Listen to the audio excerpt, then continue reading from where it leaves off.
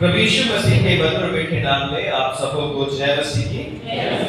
परमेश्वर का एक बार फिर से हम धन्यवाद करते हैं कि परमेश्वर ने हम पर ये करुणा की है कि हम उसके भवन में हैं, उसके घर में आकर हम उसकी आराधना करते हैं, उसकी स्तुति करते हैं, उसके नाम को धन्यवाद देते हैं। और आज जो है 6th Sunday before Easter land का ये पहला संडे है और हमारी मैसेज के साथ आज का जो थीम है God's word gives us strength to resist temptation. God's word gives us strength to resist temptation. परीक्षा का सामना करने के लिए परमेश्वर का वचन हमें सामर्थ्य देता है, या परीक्षाओं से लड़ने के लिए, उनका सामना करने के लिए परमेश्वर का वचन है जो हमेशा हमें सामर्थ्य देता है। इससे पहले हम वचन पर मनन करें, आइए हम प्रार्थना करें।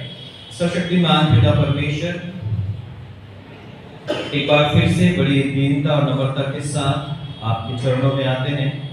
हे पवित्र आत्मा, हमारी सहायता कीजिए। हम जो भी वचन मनन करने जा रहे हैं पिता, हम अपनी बुद्धि ज्ञान समझ से नहीं बल्कि आपकी आत्मा से इस वचन को बोलें, सुने और इसे ग्रहण करें और पिता इस पर चल सकें। हे पवित्र आत्मा, आइए और हमारी सहायता कीजिए। यीशु मसीह के नाम से मांगते हैं, आमीन। जैसा कि आज का थीम है कि जो परमेश्वर का वचन है, जो हमें उसका कलाम दिया गया है, उसका वचन हमें दिया गया है, वो हमारी परीक्षाओं में, हमारे टेम्पटेशंस में, हमारे टेस्टिंग में, हमारे ट्रायल्स में जो है हमें सहारा देता है, हमें सामर्थ्य देता है, हमें हिम्मत देता है। तो परीक्षा शब्द जो है वो बाइबल में उसका जो मतलब है कि अगर इंग्लिश में जो है टेस्टिंग, ट्रायल्स और टेम्पटेशन है ना, तो जो टेस्टिंग और ट्रायल्स होते हैं माना जाता है कि वो बाहरी दुनिया को या बाहरी चीजों को दर्शाते हैं। जो बाहर से हमारे ऊपर परीक्षाएं आती हैं, समस्याएं आती हैं, वो हमारा टेस्ट होता है। लेकिन जो टेम्पटेशन होती है वो हमारे अंदर से आती है।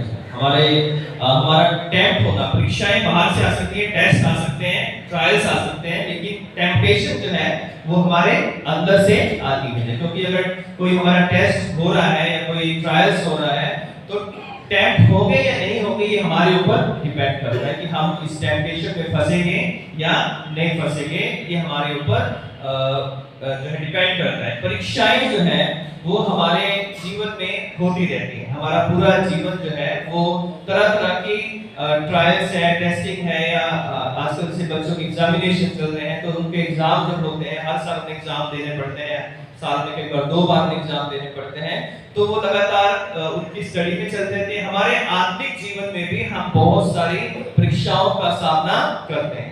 ऐसा कोई व्यक्ति नहीं है जो ये कहे कि मैंने आज तक किसी परीक्षा का सामना नहीं किया और मैं कभी करूंगा भी नहीं।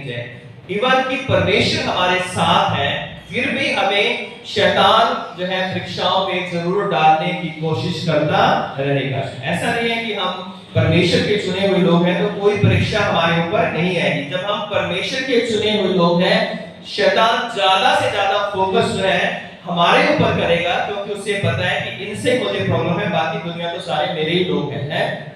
इसलिए जो है मुझे ऐसे लोगों को ज्यादा परेशान करना है, ऐसे लोगों को ज्यादा पकड़ना है, ऐसे लोगों को ज्यादा टैप करना है जो लोग परमेश्वर का नाम लेते हैं, जो लोग परमेश्वर की आराधना करते हैं, जो लोग परमेश्वर की महिमा करते हैं। तो ऐसे लोगों को पकड़कर जो है परमेश्वर के राज्य की जो योजना है या परमेश्वर का जो काम होना है, परमेश्वर का जो काम जो है या वचन जो दूसरों तक पहुंचाना है, उसको फैलाना है, उसमें शैतान बाधा उत्पन्न करना चाहता है, क्योंकि वो हमें परीक्षाओं में डालना चाहता है। परमेश्वर के जो लोग हैं वो हर दिन परीक्षाओं का सामना करते हैं, शैतान का सामना करते हैं, और शैतान भी जो है लगातार इस ताक में रहता है कि किसको फाड़ खाए, किसको वो पाप में गिरा दे, किसको वो शैतान जो है किस व्यक्ति को जो है वो अपने चंगुल में फंसा के उसके जीवन को नष्ट कर दे। क्योंकि चोर चोरी करने, हत्या करने और नष्ट करने के लिए आता है। प्रभु यीशु मसीह इसलिए आए कि हम जीवन पाए और बहुतायत का जीवन पाए। जब प्रभु यीशु मसीह ने बपतिस्मा लिया और बपतिस्मा के बाद परमेश्वर का आत्मा उन्हें उनकी आत्मिक प्रिपरेशन के लिए, आत्मिक तैयारी के लिए जो है पवित्र आत्मा उनके ऊपर उतरा तो जंगल के अंदर ले गया और जंगल में प्रभु यीशु मसीह फास्टिंग पर थे। उन्होंने प्रार्थना की, परमेश्वर के नजदीकी में वो रहे। और जब प्रभु यीशु मसीह ने वो 40 दिन का समय पूरा किया तो जब उनको भूख लगी है ना, जब उनको लगा कि मेरे 40 दिन आप फास्टिंग के पूरे हो गए हैं और जिस व्यक्ति ने 40 दिन भोजन ना किया हो तो उसका क्या हाल होगा, भूख से जो है हम समझ सकते हैं। क्योंकि अगर हम एक टाइम का खाना ना खाएं तो कहते हैं ना पेट में चूहे जो है वो दौड़ रहे। हालांकि पेट में चूहे होते नहीं है, लेकिन कहावत ये है कि पेट में चूहे दौड़ रहे हैं, है ना। और पेट में जो है हमारे एक जो है अजीब सा जो है एक हमारे अंदर जो है भूख उत्पन्न होती है और हम चाहते कभी कुछ खा हम ले जो है ताकि हमारी भूख जो है मिट जाए।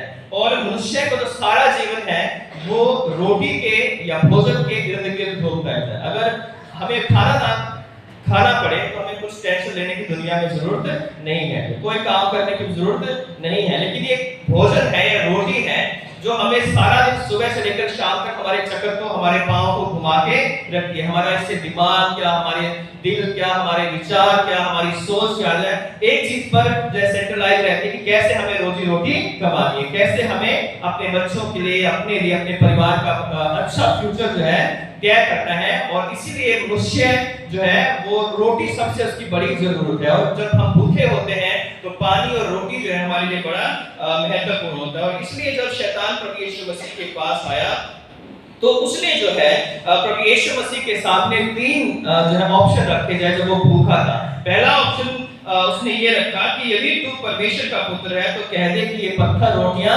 बन जाएं जो है।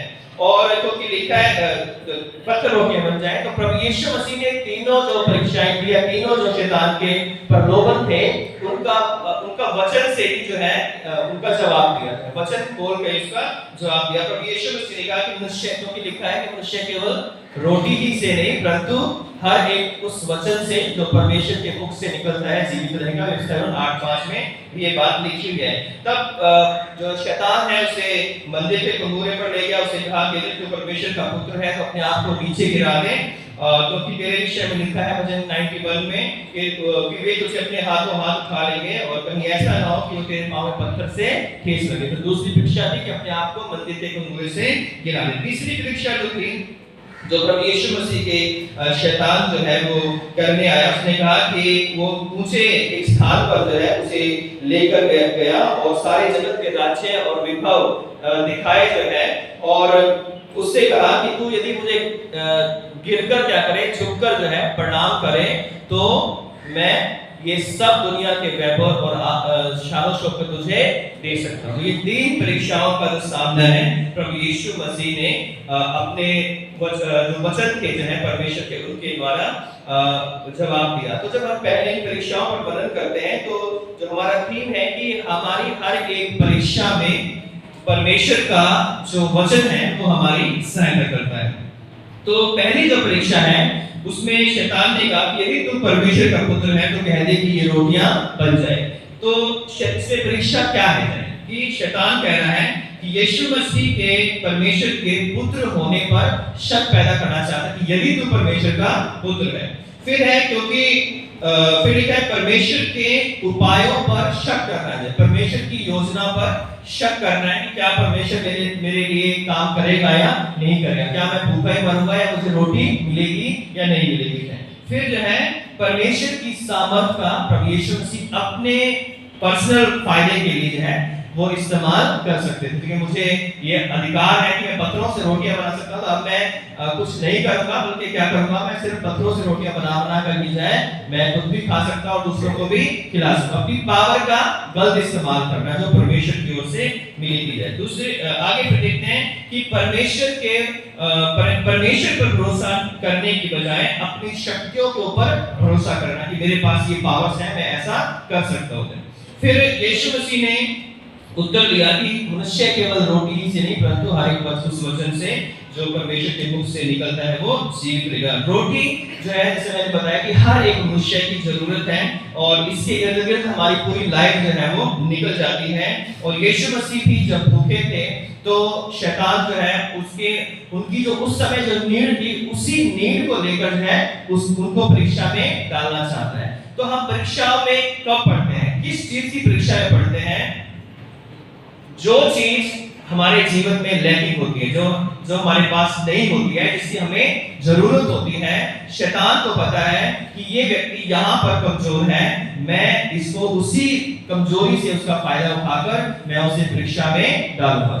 तो प्रभु यीशु मसीह की उस समय शरीर मनुष्य होने के नाते जो कमजोरी थी उस समय कि वो भूखा था, है ना, और भूखा होने के नाते जो है उसे रोटी की जरूरत थी। तो शैतान ने उसे पानी की बात नहीं की, या उसे दाखरस की बात नहीं की, या उसे और किसी चीज की बात नहीं की। तो पहली जो चीज जो थी वो ये थी कि यीशु मसीह को वो रोटी जो है वो रोटी की परीक्षा में डालना चाहता, क्योंकि उसे भूख लगी थी। तो जब हम 20 संसार में परीक्षा में कब पढ़ते हैं ना, कोई रिश्वत कब लेता है तो उसके मन में एक लालच होता है, या उसे पैसे की जरूरत होती है, तो सोचते हैं चलो थोड़ा सा हम गलत काम कर लेते हैं, तो हमें इस चीज की जरूरत है। कुछ लोग तो नेचर नहीं है, लेकिन कुछ लोग कई काम मजबूरी में करते हैं, क्योंकि उनको पता है कि इसके बगैर हमारा काम नहीं चलेगा।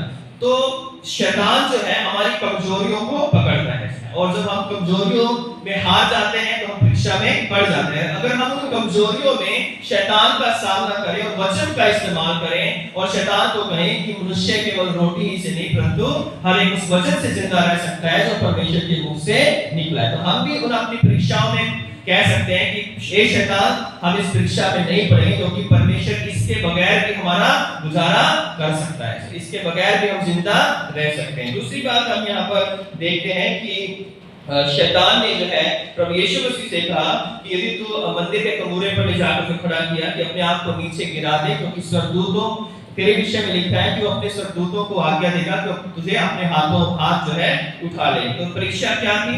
शैतान कह रहा है कि परमेश्वर की परीक्षा करना कि क्या वो मुझे बचाएगा अगर मैं नीचे गिरा दूं। अगर यीशु मसीह उसकी शैतान की बात मानते तो वो ये सिद्ध करते कि क्या परमेश्वर मुझे बचाएगा या नहीं।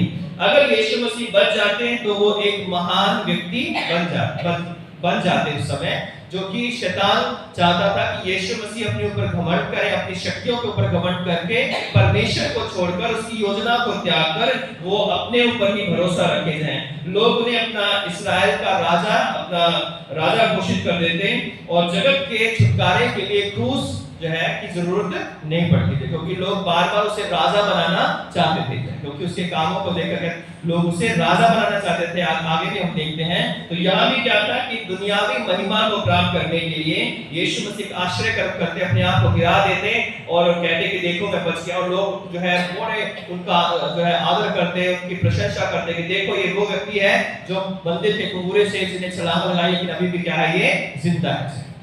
तो परमेश्वर के क्रूस की योजना को शैतान फेल करना चाहता था। और फिर लिखा है कि परमेश्वर की योजना को भूलकर अपने कार्यों पर भरोसा करने के लिए परीक्षा थी। लेकिन प्रभु यीशु मसीह ने कहा कि बाइबल में लिखा है 6:16 में व्यवस्था कि तू अपने परमेश्वर की कभी परीक्षा मत करना।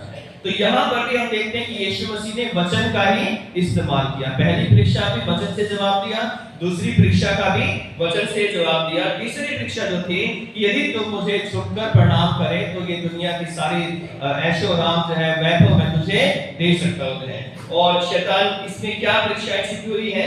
शैतान कहता है कि परमेश्वर को भूलकर शैतान की बात को मानना चाहिए। जो परमेश्वर ने भेजा है करने के लिए वो ना मानकर जो शैतान कह रहा है उसकी बात को मानना।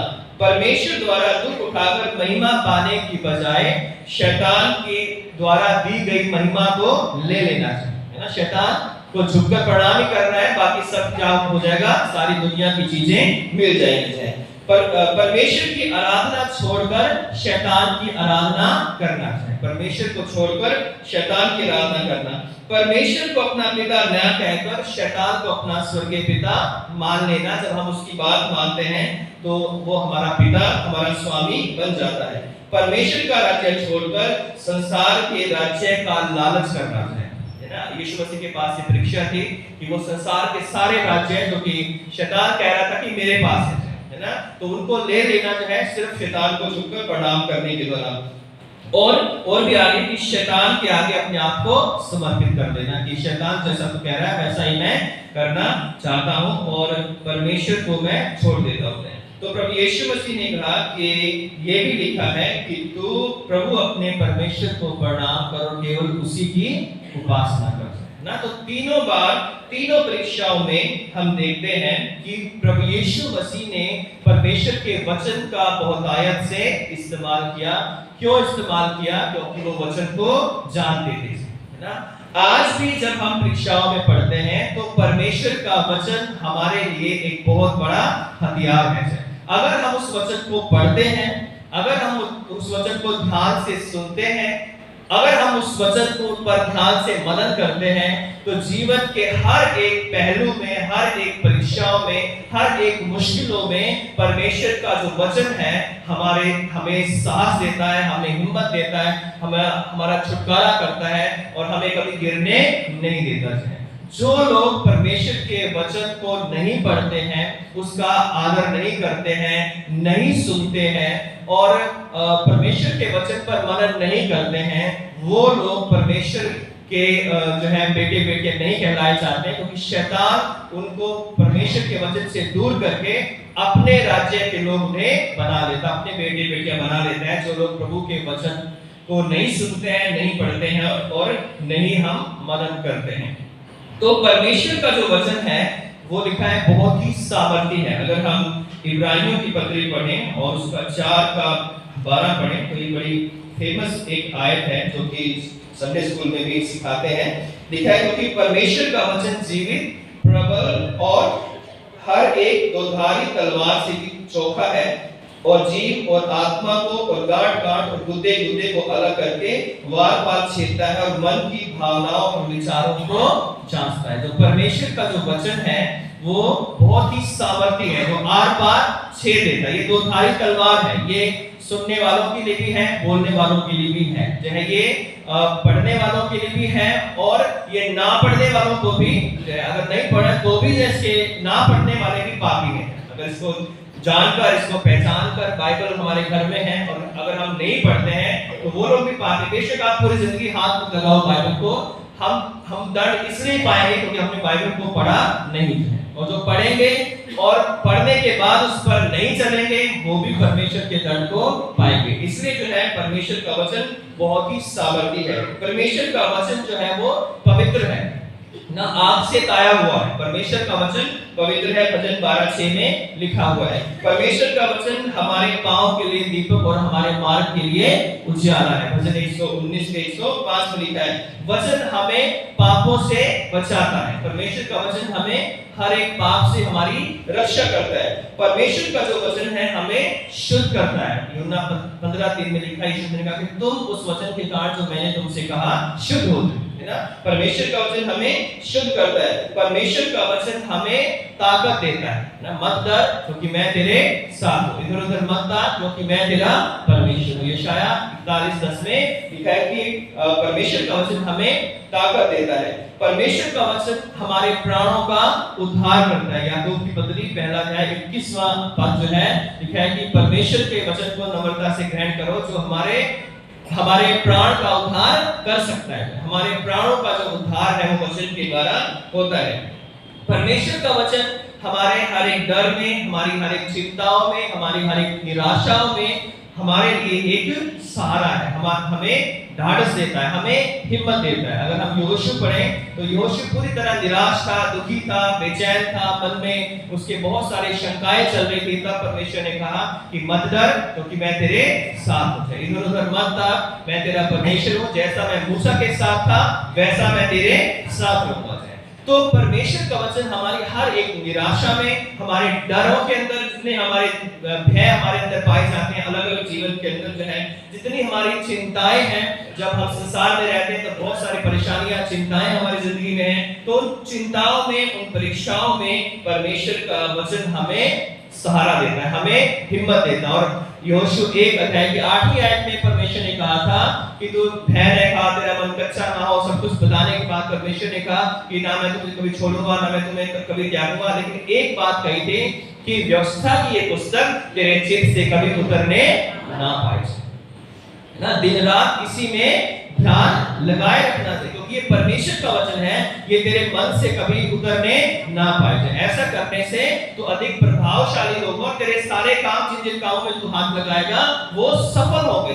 अगर हम जीवन में सफलता पाना चाहते हैं तो हम परमेश्वर के वचन पर विश्वास करें, उसे पढ़ें, उसे सुने और उस पर मनन करें, क्योंकि बिना वचन के जो है हमारा जो जीवन है वो एक मृतक के समान है। और परमेश्वर का वचन जो है हमें परीक्षाओं में स्थिर रहने के लिए हमारी सहायता करता है। जब दानियल जेल में शेरों के आगे डाल दिया गया, जब शद्रक मेशक अबेदनगो जो है आग में डाले गए, जब पौलुस को जेल में डाला गया, जब पतरस को जेल में डाला गया, तो परमेश्वर का वचन उनके पास था कि परमेश्वर अपने लोगों का छुटकारा करता है। उन्होंने उन वचनों को अपने मन में रखा, विश्वास किया और परमेश्वर ने उन वचनों के द्वारा जो है उन्हें परीक्षाओं में स्थिर रखा है। परमेश्वर का वचन है जो हमें चंगाई देता है ना, परमेश्वर का वचन हमें चंगा करता है। परमेश्वर के वचन से हम जानते हैं कि सारी सृष्टि का निर्माण हुआ है। परमेश्वर का वचन ही देहधारी वचन यीशु मसीह है, उसने जो वचन कहे हैं वो हमें जीवन देते हैं और हमें चंगाई देते हैं। और जब एक सूबेदार आया था प्रभु यीशु मसीह के पास कि मेरा सेवक बीमार है, उसे चंगा कर दे, तो यीशु ने कहा था कि मैं आकर उससे चंगा करूंगा। उसने कहा कि तू यदि मुंह से कह दे तो मेरा सेवक चंगा हो जाएगा। और उसने विश्वास किया। यीशु ने कहा कि तेरा विश्वास बहुत बड़ा है, जो ऐसा विश्वास मैंने इस्राएल में भी नहीं देखा। जा तेरा सेवक जो है चंगा किया जाता है या चंगा हो जाता है, तो उसी घड़ी उसका सेवक जो है चंगा हो गया। यीशु मसीह के पास अंधे, लंगड़े, बहरे आते थे और आकर उससे प्रार्थना करते थे कि हे प्रभु हम पर दया कर। यीशु मसीह क्या करते थे? वचन बोलते थे कि मैं चाहता हूं कि तुम शुद्ध हो जाओ। किसी को बोला उठ अपनी खाट उठा और चल फिर जाए, किसी को कहा कि उठ और चल फिर जाए, और लाजर को कहा कि हे लाजर बाहर आ ना। तो क्या बोला? वचन बोला है। और जब वचन बोला तो जो लाजर 4 दिन से कब्र में था वो लाजर जो है कब्र से बाहर आ गया। क्यों? क्योंकि परमेश्वर का जो वचन है, यीशु मसीह का जो वचन है वो सर्वशक्तिमान वचन है। और इसलिए जो है परमेश्वर का जो वचन है आज मेरे और आपके लिए बहुत ही जरूरी है। वचन सुनने का अवसर हमारे पास है, वचन पढ़ने का अवसर हमारे पास है। आजकल तो YouTube है, आजकल और बहुत सारे संसाधन हैं। आप अपने घर के काम करते हुए भी जो है आप वचन को सुन सकते हो। आज पूरी बाइबल जो है YouTube पर है, आप उनको लगाकर अपने घर के काम कर सकते हो। आप किचन में कर सकते हो, काम कर सकते हो। आप कहीं भी घर में कोई भी सफाई कर रहे हो या अपना कोई ऐसा काम कर रहे हो जो है जहां पर आप सुन सकते हो, तो आप वचन घर में लगाकर आप पूरे घर में वचन सुन सकते हो। आज ऐसा नहीं कि मैं पढ़ नहीं सकता हूं तो वचन सुन नहीं सकता हूं। तो आज जो लोग पढ़े लिखे नहीं है वो भी वचन को सुन सकते हैं। जो पढ़े लिखे हैं वो भी वचन को अपने घर में जो बाइबल है उसे हमें पढ़ना है, क्योंकि परमेश्वर का वचन जब तक हम नहीं पढ़ेंगे, बाकी जो रीति रिवाज करने से हमारा घर शुद्ध नहीं होगा। जो मन की शुद्धता है, जो तन की शुद्धता है, जो विश्वास की शुद्धता है, वो परमेश्वर के वचन से ही आती है। क्योंकि परमेश्वर का वचन जो है वो तलवार भी है, वो जो है आग भी है। परमेश्वर का वचन हथौड़े के समान भी है। परमेश्वर का वचन जो है गुद्दे गुद्दे को आर पार छीलने वाला भी है। तो परमेश्वर का वचन आज हमें सुनना है, आज हमें पढ़ना है। सिर्फ बाइबल घर में रखना काफी नहीं है ना। परीक्षाएं जब आती हैं कुछ लोग बाइबल को लेते हैं और अपने तकिए के नीचे ऐसे रख के जो है और सो जाते हैं कि कोई शैतान हमें नहीं छुएगा, कोई बीमारी हमें नहीं छुएगी, और अगले दिन फिर उठा के ऐसे करके फिर चले जाते हैं। शाम को फिर रात को आएंगे सोने के लिए, फिर बाइबल तकिए के नीचे रख लेंगे नई बाइबल जो है, और ये बाइबल हमें बचाएगी, है ना। तकिए के नीचे रखने से बाइबल आपको मुझे नहीं बचाती है। बाइबल के वचन हमें बचाते हैं जब हम अपने दिमाग में उनको रखते हैं, जब अपने दिल में उनको रखते हैं, तो परमेश्वर का वचन हमें बचाता है। और आज कौन लोग वचन को नहीं पढ़ सकते, कौन लोग वचन को नहीं सुन सकते, कौन है जो वचन पर मनन नहीं कर सकते, कौन लोग हैं जो नहीं सुन सकते, पढ़ सकते, ना इस पर मनन कर सकते हैं? शैतान तो वचन बहुत अच्छा जानता है हमसे भी। शैतान ने कहा लिखा है तेरे विषय में, वो लोग जो कब्रिस्तान में सोए हुए हैं वो लोग वचन को नहीं पढ़ सकते। वचन शैतान के लोग भी पढ़ सकते हैं और शैतान हमसे ज्यादा अच्छी बाइबल जान सकते हैं, लेकिन जो लोग मृतक हैं वो कभी वचन को नहीं पढ़ सकते हैं। तो जो मृतक हैं वो कभी वचन को ना सुन सकते हैं, ना पढ़ सकते हैं, और ना ही वो उस पर चल सकते हैं, ना ही पश्चाताप का मौका उन्हें मिल सकता है। तो आज हमें ये सोचना है कि जब हमारे घरों में बाइबल है, हम उसको पढ़ते हैं तो हम धन्य हैं, हम आशीषित हैं, क्योंकि आपने उस उत्तम भाग को चुन लिया है जो आपसे कभी छीना नहीं जाएगा।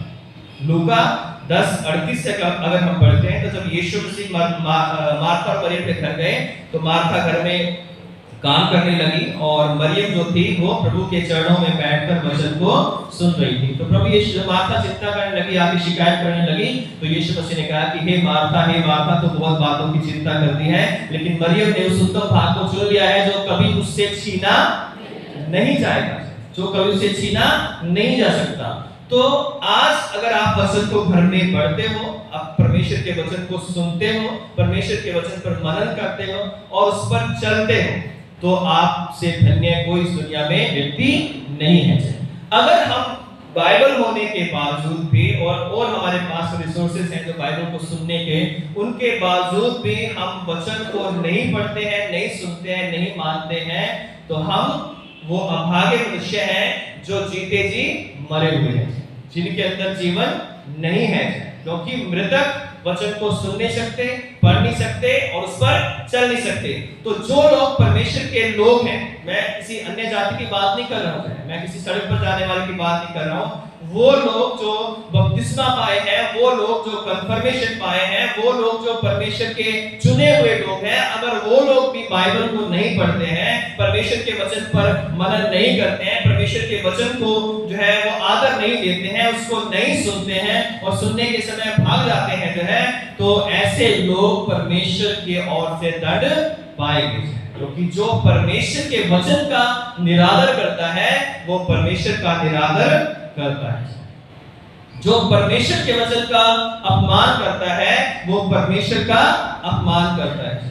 आज हम जो मसीह लोग हैं, हमें ये चेक करना है कि क्या हम जिंदा हैं। अगर हम जिंदा हैं तो हम वचन को पढ़ेंगे, क्योंकि वचन एक बीज के समान है, और वचन जैसे बीज में जीवन होता है, उसी तरह वचन में भी क्या है, जीवन है। वचन के द्वारा हम जिंदा रहते हैं।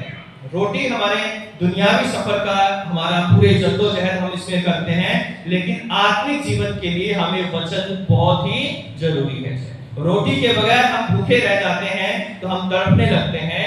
वचन के बगैर अगर हम नहीं अपने जीवन में उसे सुनते हैं, पढ़ते हैं, तो वचन के बगैर हम जैसे रोटी के बगैर देह बन जाती है, उसी तरह वचन के बगैर आत्मिकता खत्म हो जाती है, आत्मिकता मर जाती है। तो परमेश्वर के वचन में, वचन घर में होना ही काफी नहीं है कि बाइबल हमारे घर में रखी हुई है, लेकिन वचन को पढ़ना बहुत जरूरी है। अगर हम परमेश्वर के वचन को नहीं पढ़ते हैं तो हम वचन के बिना जो है हम मृतक के समान हैं, और जो वचन को नहीं सुन सकते हैं, आदर नहीं देते हैं और वचन को अपमानित करते हैं, तो परमेश्वर भी उनसे कहेगा कि मैं तुम्हें नहीं जानता।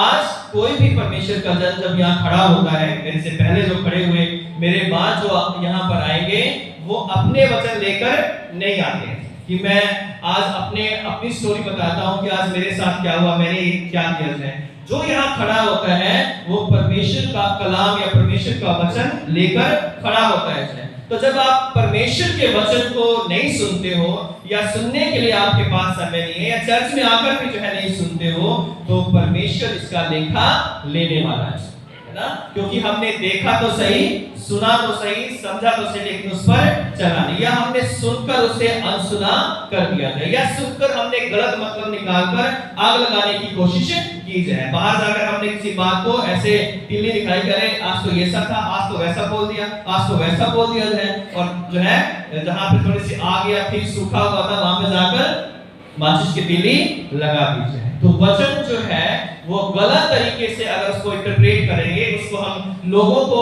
अगर हम सुनते हैं, समझते हैं और जाकर उसका गलत मतलब निकालकर दूसरों के कान भरेंगे, तो परमेश्वर इसका बदला जरूर लेगा ना। क्योंकि वचन मेरा नहीं है, मैं क्या हूं जो आप मुझे सुनने आओगे, है ना। मैं कौन हूं जिसे आप सुनने आओगे, है ना। ना मैं शाहरुख खान हूँ, ना मैं सलमान खान हूँ, ना मैं अमिताभ बच्चन हूँ, है ना मैं कोई बड़ा बिजनेसमैन हूँ, है ना। आप किसकी सुनने आ रहे हो? आप परमेश्वर के वचन की, जो सबका बादशाहों का बादशाह, राजाओं का राजा, प्रभुओं का प्रभु और सर्वशक्तिमान परमेश्वर का वचन है, जिसने ये वचन हमें दिए हैं। हम जैसे कुछ लोगों का सौभाग्य है कि ये आपको वचन सुनाने का मौका हमारे पास है। नहीं तो परमेश्वर का वचन जो है वो इतना सामर्थी है, इतना महान है कि उसे अगर हम जैसे अपवित्र लोग उसको पकड़ के खड़े भी नहीं हो सकते हैं। लेकिन परमेश्वर हम पर दया करता है। मुझे और आपको, हम जैसे कुछ लोगों को उसने जगत के मूर्खों को चुन लिया कि वो ज्ञानवानों को लज्जित कर देते हैं। इस सच्चाई को हमें दे दिया जाए कि हम इस सच्चाई को एक दूसरे के साथ बांट सके जाए। ये हमारे ऊपर डिपेंड करता है कि जो सच हमें दिया गया है उस सच को हम कैसे इस्तेमाल करते हैं। आकाश और पृथ्वी टल जाएंगे लेकिन मेरा वचन कभी नहीं टलेगा। मत्ती 24 उसकी 35 आयत में ये बात लिखी हुई है ना। आकाश और पृथ्वी टल जाएंगे लेकिन परमेश्वर का वचन कभी टल नहीं सकता। यशाया 55 के 10-11 में लिखा है कि जैसे आकाश से वर्षा गिरती है और ओस गिरती है, वो व्यर्थ नहीं जाती है, उसी तरह मेरा वचन भी कभी व्यर्थ नहीं जाएगा।